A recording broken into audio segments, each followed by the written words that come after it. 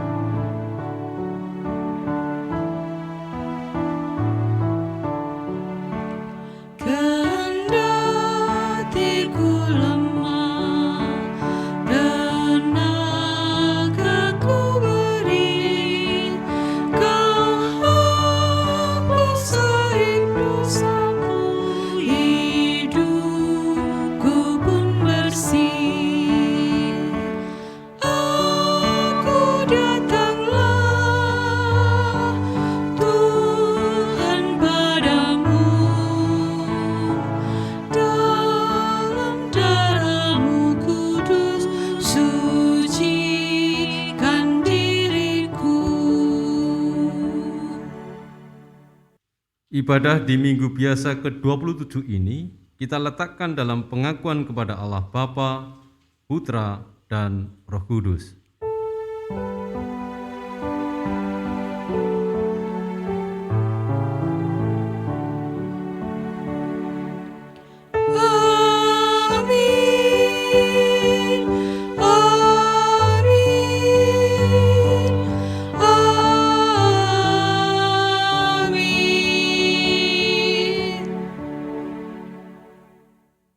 Damai sejahtera Tuhan ada pada saudara semua.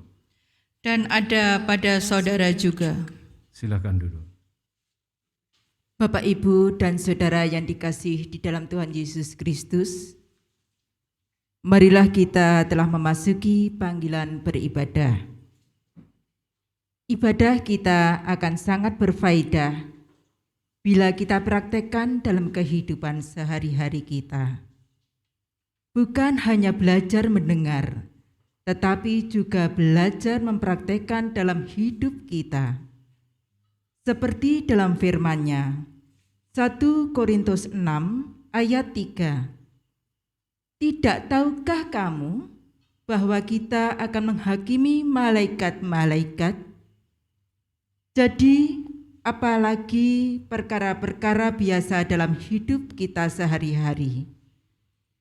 Kebiasaan kita setiap hari mencerminkan siapa kita sesungguhnya. Maka hati-hatilah dalam ucapan dan perbuatan kita tiap hari, bahkan dalam keadaan susah dan sulit.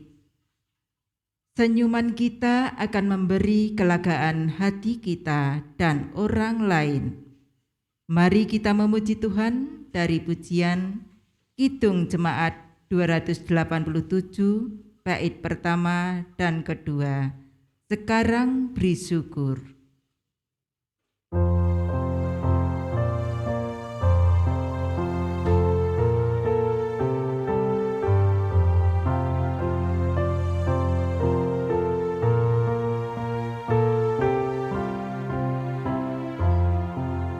Sekarang bersyukur, hai hati mulut tangan, sempurna dan besar. Segala karya Tuhan diberinya kita pun, anugerah dan berkah yang tak terbilang terus, semula dan tetap.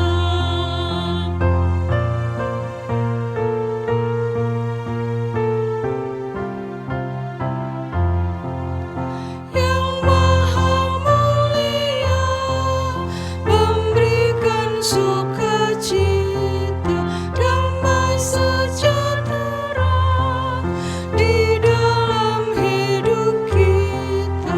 Kasih-Nya tak terberi, mengasuh anaknya, tolongannya besar seluas dunia. Di minggu biasa yang ke-27 ini bersama-sama kita akan mempersiapkan hati kita mendengar sabda Tuhan dari Injil Markus pasal 12 ayat 38 sampai dengan yang ke-44. Mari saya hantar berdoa.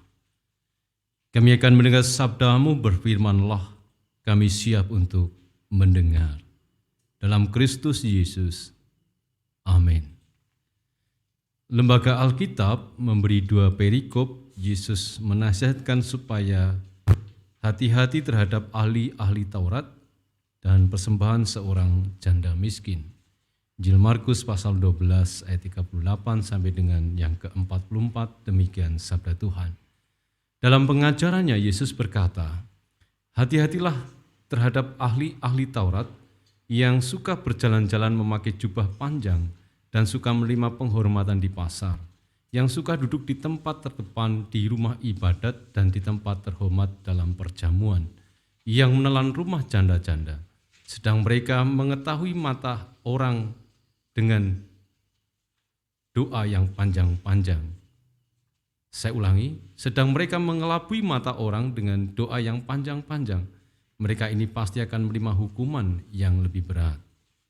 Pada suatu kali Yesus duduk menghadapi peti persembahan dan memperhatikan bagaimana orang banyak memasukkan uang ke dalam peti itu.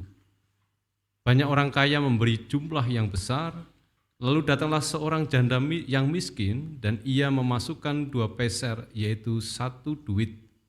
Maka dipanggilnya murid-muridnya dan berkata pada mereka, aku berkata kepadamu, sesungguhnya janda miskin ini memberi lebih banyak daripada semua orang yang memasukkan uang ke dalam peti persembahan, sebab mereka semua memberi dari kelimpahannya, tetapi janda ini memberi dari kekurangannya, semua yang ada padanya, yaitu seluruh nafkahnya. Demikian sabda Tuhan.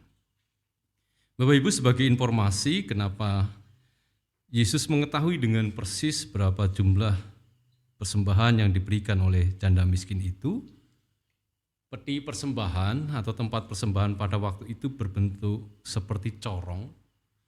Jadi atasnya merupakan kepala yang sangat kecil, lalu bawahnya cukup besar, bergelembung itu, dalam bentuk bulat yang cukup besar, dan terbuat dari logam. Maka ketika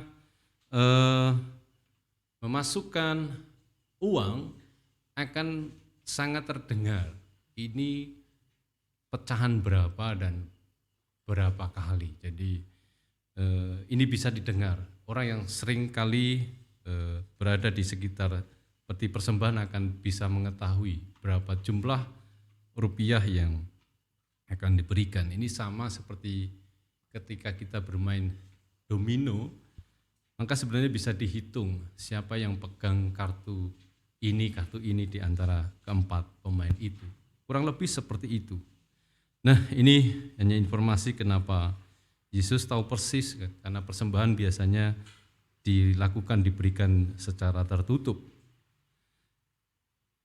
Nah, Bapak Ibu yang dikasihi oleh Tuhan, dalam perikop ini kita akan melihat gambaran beberapa orang. Di sini ada 3 orang yang akan kita lihat, yaitu ahli Taurat, orang kaya, dan janda miskin. Dan kita akan berada di mana di antara ketiga orang itu? Kita yang bisa menjawabnya. Kita lihat satu-satu. Ahli Taurat itu suka penghormatan, baik dalam kehidupan sehari-hari, ditunjukkan di ayat bagian di pasar, disebut di situ, atau di tempat ibadah, disebut juga meja perjamuan. Jadi penampilan sangat diutamakan untuk mendapat penghargaan dan penghormatan manusia, tetapi hatinya sangat busuk. Di situ dikatakan menelan rumah janda, artinya banyak dukungan atau diakonia kepada rumah janda, tetapi dipakai sendiri oleh mereka. Jadi mereka menggunakan dana diakonia untuk kepentingan diri mereka sendiri. Jadi di luar sangat rapi, sopan, tetapi dalamnya gelap dan penuh tipu daya. Itu ahli Taurat, menurut gambaran Injil Markus ini. Yang kedua orang kaya. Orang kaya ini sangat lomo, tidak pelit. Untuk Tuhan, apapun diberikan. Gereja butuh mixer baru, malam ini juga diberikan sebagai persembahan. Di situ dikatakan memberi dalam jumlah besar. Memang sangat susah untuk menghitung kata jumlah besar ini, tetapi jumlah yang cukup besar. Mixer itu jumlah yang cukup besar, dan itu mampu diberikan sebagai persembahan oleh orang kaya ini. Nah, orang kaya ini memang sangat relatif sebutan kaya. Siapakah beliau memang tidak disebutkan secara rinci di Injil Markus ini. Dan apakah ukurannya? Apakah punya mobil, rumah, atau pekerjaan? Tetapi minimal yang disebut kaya adalah mereka yang punya kelebihan setelah dapat memenuhi kebutuhan sandang, papan, dan pangan. Ini yang disebut orang kaya. Jadi ketika mereka sudah mempunyai kebutuhan sandang, papan, dan pangan, maka kelebihan dari ini disebut sebagai orang kaya. Yang ketiga, janda yang miskin. Sulit memenuhi kebutuhan harian bahkan untuk sandang pangan dan papan. Sudah janda dan miskin lagi. Ia memberi seluruh nafkahnya. Ini yang perlu kita catat.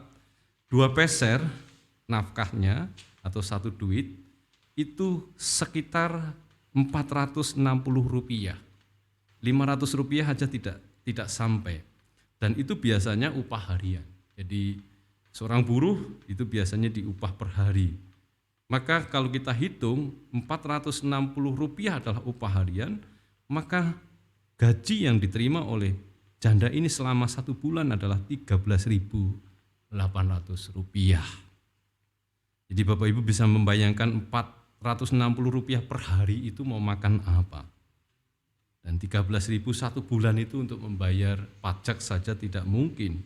Maka dia disebut janda miskin. Dan anehnya 13.000 itu atau 460 itu diberikan semuanya. Jadi dia sudah tidak memiliki lagi uang atau nafkah pada hari itu atau bulan itu. Nah, demikian yang bisa kita lihat dari ketiga paparan tipikal orang yang disampaikan oleh Injil Markus. Dan bagaimana pendapat Bapak, Ibu, Saudara tentang ketiga gambaran citra manusia yang disampaikan oleh Yesus? Apakah kita termasuk tipe orang lamis, lomo, atau aku ora duwe apa-apa maneh kabeh wis tak pisungsungke? Secara pribadi saya jujur tidak berada di ketiganya. Bahkan mungkin saya menjadi salah satu orang yang lamis, penuh kepura-puraan, dan senang bersandiwara menutupi kekurangan bahkan kotornya hati saya. Pertanyaannya, kenapa orang bisa begitu lomo? Bahkan janda miskin itu memberikan seluruh nafkahnya sampai ia tidak punya apa-apa lagi. Ternyata kuncinya adalah percaya 100% kepada Allah. Itu kuncinya. Rezeki wis ana sing ngatur, trimo ing pandum. Menawi Gusti Allah ngersakaken sedaya gadan kita, kapundhut kaparingaken monggo Gusti kula semedya. Aku lair wuda bali ya wuda. Ayub 1 ayat 21 mengingatkan bagaimana Ayub kehilangan segalanya. Dia berucap bahwa lahir aku telanjang, kembali pun aku telanjang. Ini kurang lebih hampir sama sikap yang ditunjukkan oleh orang kaya, janda miskin, maupun Ayub. Bagaimana posisi kita selanjutnya? Mari kita berharap Tuhan menolong kita. Amin. Kita masuk pada saat teduh.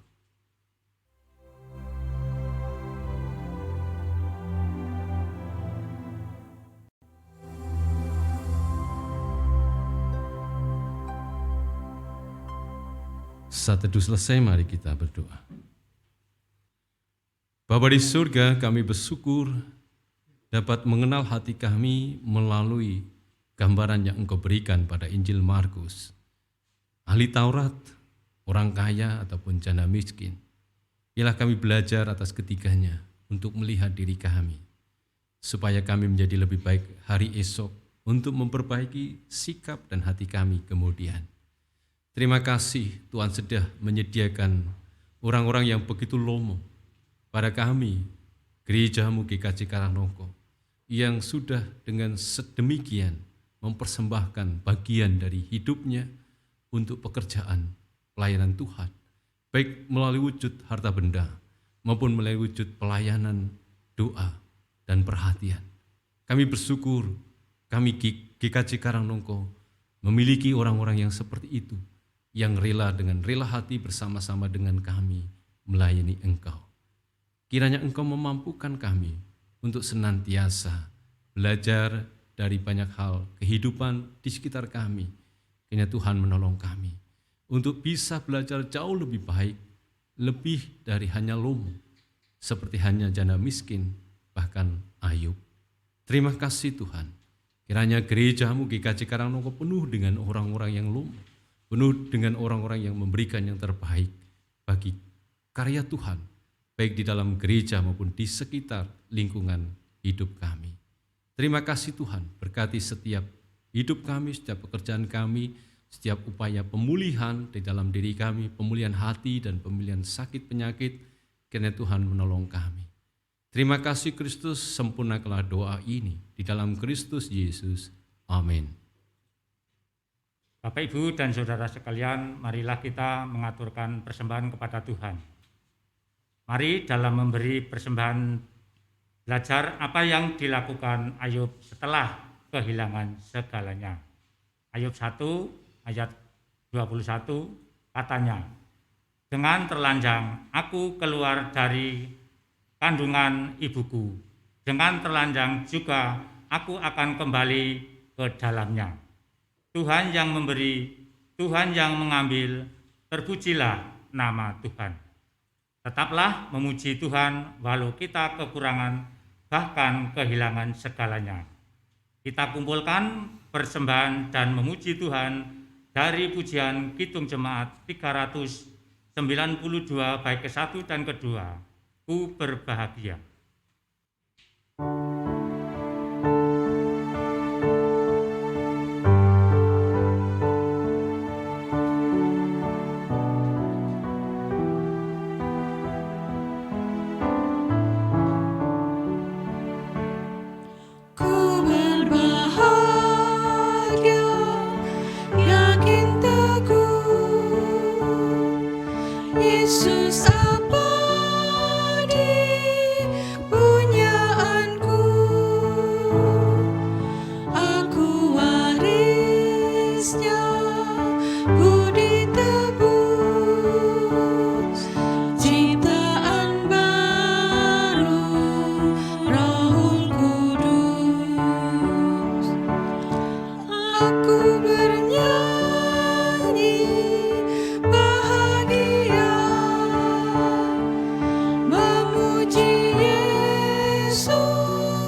selamanya.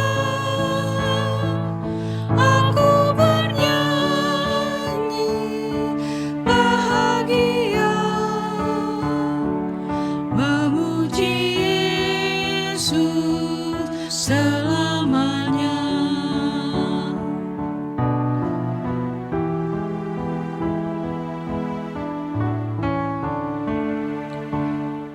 Pasrah sempurna, nikmat penuh, suka surgawi limpahiku. Lagu malaikat amat merdu, kasih dan rahmat besertaku. Aku bernyanyi bahagia, memuji Yesus selamanya. Aku bernyanyi bahagia, memuji Yesus selamanya.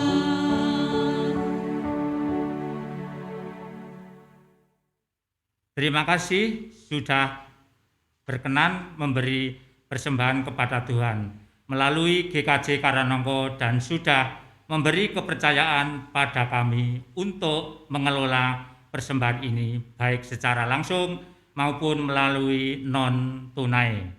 Semoga Bapak, Ibu, Saudara dikasihinya. Mari kita berdoa. Tuhan di surga, terima kasih untuk setiap pembelajaran tentang arti memberi. Dan ternyata kami belum bisa memberi yang baik yang Engkau kehendaki. Tolonglah kami, ya Tuhan, untuk terus menyadari bahwa semua yang ada pada kami, bahkan orang-orang yang kami kasih adalah milik-Mu semua, akan kembali padamu termasuk diri kami. Terima kasih Engkau masih memberi kesempatan pada kami untuk belajar, memberi, dan ampunilah kami seringkali memberi berbeda antara perbuatan dan hati kami. Mohon berkat-Mu, kami akan berdoa bersama doa yang Engkau ajarkan, doa Bapa kami. Bapa kami yang ada di surga, dikuduskanlah nama-Mu, datanglah kerajaan-Mu, jadilah kehendak-Mu di bumi seperti di surga. Berikanlah kami pada hari ini makanan kami yang secukupnya, dan ampunilah kami akan kesalahan kami, seperti kami juga mengampuni orang yang bersalah kepada kami, dan janganlah membawa kami ke dalam pencobaan, tetapi lepaskanlah kami daripada yang jahat, karena Engkau-lah yang mempunyai kerajaan dan kuasa dan kemuliaan sampai selama-lamanya. Amin. Bersama orang percaya di segala abad dan tempat, kita memperbarui pengakuan iman kita dengan meletakkan tangan kanan di dada sebelah kiri. Kita bangkit berdiri.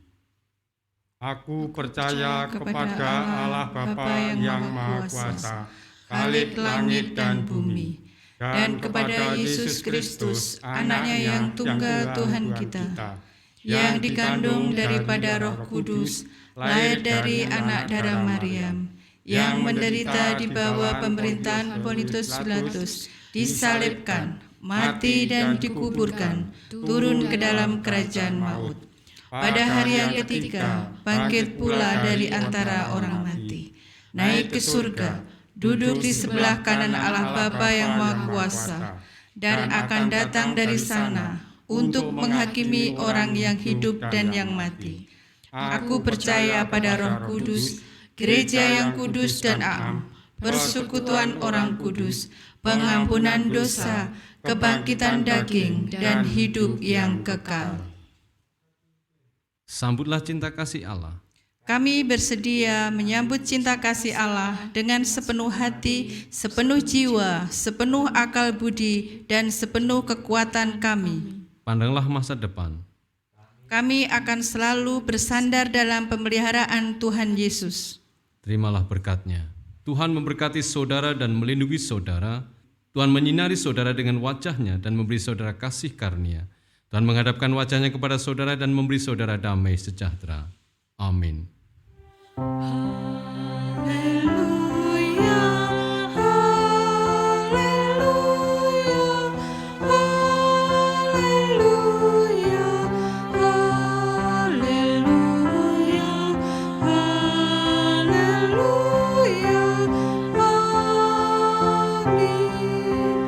Amin, amin,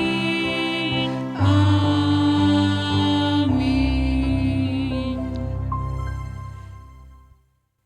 Allah peduli, Mac Mohede. Kita nyanyikan 2 kali.